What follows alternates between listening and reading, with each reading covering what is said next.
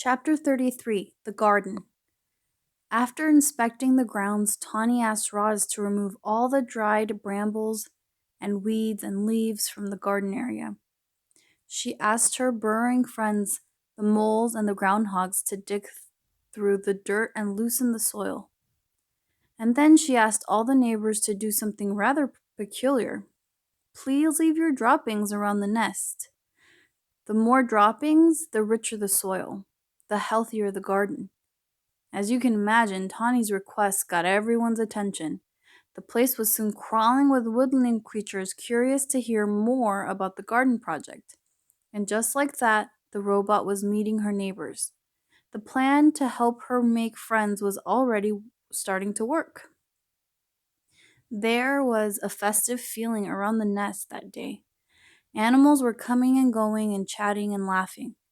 After some pleasant conversation, each neighbor would choose their spot, leave their droppings, and be on their way, and always with a smile. "We're happy to help," said two smiling weasels after finishing their business. "It was our pleasure," said a flock of smiling sparrows before they flew away. "It shouldn't be much longer now," said a smiling turtle as he slowly made his contribution. As all this was going on, Roz walked around and thanked everyone. "I am not capable of defecating," she explained, "so your droppings are most appreciated." Once the grounds were fertilized, it was time for the plants. Tawny brought Roz and Brightbill out of the lush meadow. The robot sank her fingers into the ground and felt the spongy layer of roots below the grass. Slowly, carefully, she rolled up white strips of sod, exposing the dark, wormy soil.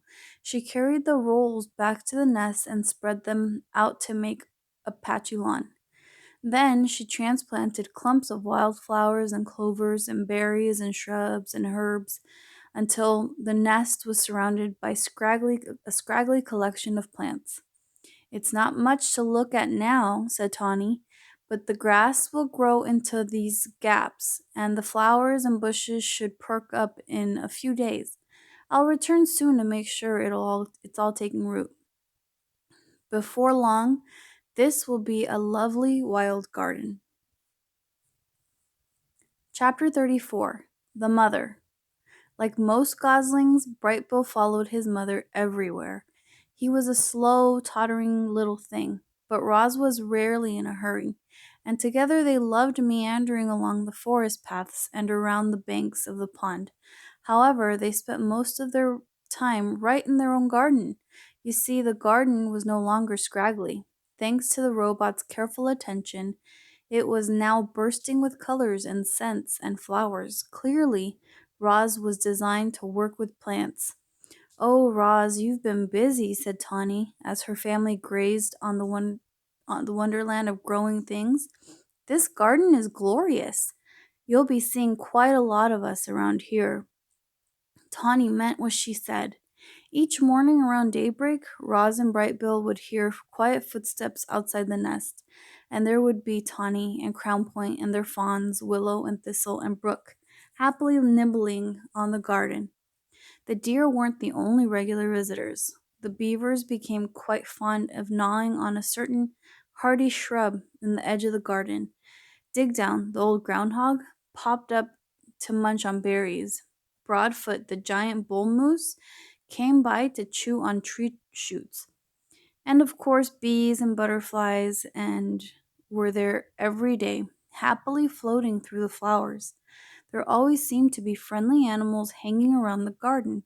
It was amazing how differently everyone treated Roz these days.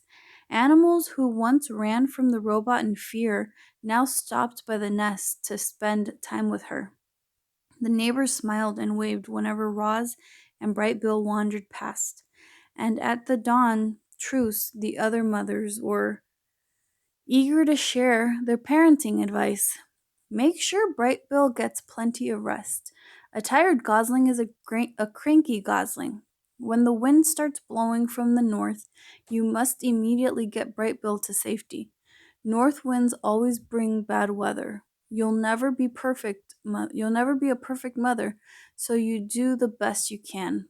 All Bright Bill really needs is to know you're doing your best. No gosling ever had a more attentive mother. Roz was always there, ready to answer her son's questions, or to play with him, or to rock him, or to sleep, or to whisk away from danger. With a computer brain packed full of parenting advice and the lessons she was learning on her own, the robot was actually becoming an excellent mother.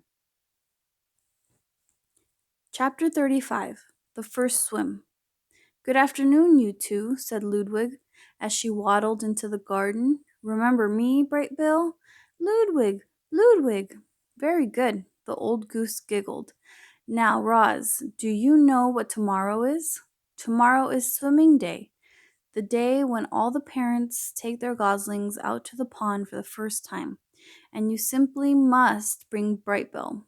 "Swim, swim," said the gosling, shaking his tail feathers. "Brightbill can go," said Roz, "but I cannot swim. I cannot go in the pond with him. I will not be able to protect him." "Who'd have thought a big thing like you would be afraid of a little water?" Ludwig laughed. "Well, don't worry about Brightbill. He'll be safe with the flock. And he's going to have so much fun swimming with the other goslings. We begin at sunrise, so don't be late. See you in the morning." And with that, the goose plopped into the water and glided away. "Swim, swim," said the gosling. "Yes, Brightbill," said the robot, staring at the pond. "Swim, swim."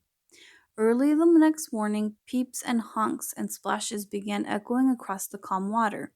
Roz and Brightbill followed a trail through the fog and over to the beach that was crawling with fluffy goslings and their parents.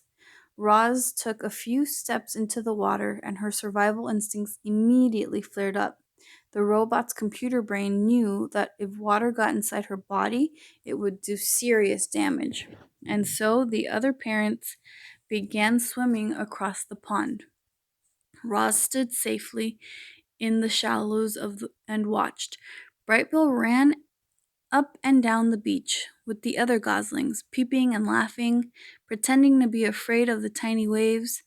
When one wave finally pulled him in, he felt his body floating on the top of the water. A big smile appeared on the gosling's face. Clearly, Brightbill was designed to swim. "Very good, Brightbill," said Ludwig as she floated past. "You're a natural." "Yes, Brightbill, you are a natural," said Roz, trying to sound like a good mother. Ludwig rounded up all the goslings and gave them a quick swimming lesson. "Remember, everyone, paddle with your feet evenly to swim in a straight line. Paddle with your right foot to go left, and paddle with your left foot to go right. Try it out and join the rest of us when you're ready. Happy swimming day." Ludwig and the other adult geese calmly glided toward the center of the pond. A jumble of goslings tried to keep up with them. The youngsters jostled and splashed and peeped with excitement, and gradually they paddled in the direction of their parents. Only Brightbill lagged behind. "Mama, swim?" Roz pointed to the flock. "I cannot swim. Go have fun with the other geese. You will be safe with them." The gosling took a deep breath, then shook his tail feathers and paddled his feet to set on on his very first swim. He drifted too far to the left, then he drifted too far to the right, but his feet kept just paddling until he caught up with the other goslings.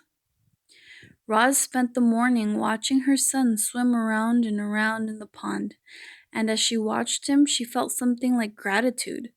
Thanks to Brightbill, the robot now had friends and shelter and help.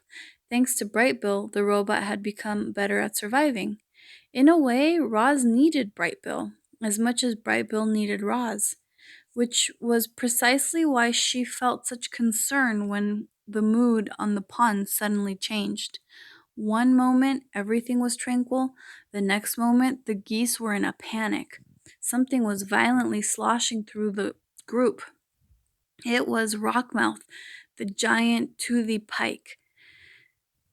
The fish had been a problem in the pond for as long as anyone could remember, and he'd even attacked goslings before. All the parents immediately went to protect their young. All the parents except Roz. The robot could only stand in the shallows and watch her son left by the other geese behind, and desperately swam toward his mother. Swim to me, Brightbill, quickly! The gosling kicked as fast as he could, but alone on the water he made it an easy target. The pond rippled as Rockmouth slashed through the surface. Mama! Help! Squeaked Brightbill. The robot was terribly conflicted. Part of her knew she had to help her son, but another part knew she had to stay out of the deep water. Her body lurched toward and then backwards again and again as she struggled to make a decision. Then Ludwig came to the rescue. Rockmouth, don't you dare harm that little darling. The old goose fluttered over and splashed down right on top of the fish. Leave him alone. She pecked and kicked and beat her wings against the fish until it surrendered to the murky depths of the pond. Ludwig escorted Brightbill back to the beach, and a minute later the gosling was in his mother's arms, safe and sound. Rockmouth isn't as dangerous as he seems, said the goose, out of breath, but I think that's enough swimming for one day.